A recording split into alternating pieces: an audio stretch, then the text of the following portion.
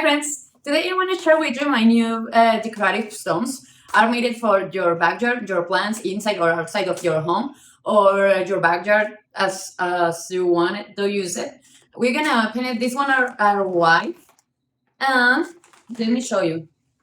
The bag is so easy to use, and it's like a ziploc here, so you can open it and close it again when you don't need it more. These are the stones. If you look close, are a little shiny, are black, are white, sorry, and the feeling is soft. So I'm gonna use it in this plant that I have in my living room. We're gonna put it around the plant.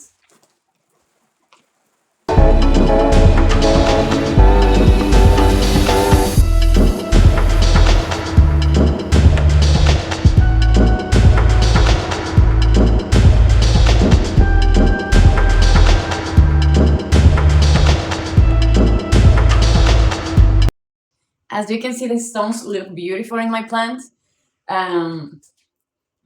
The plant is more elegant inside the house with these stones.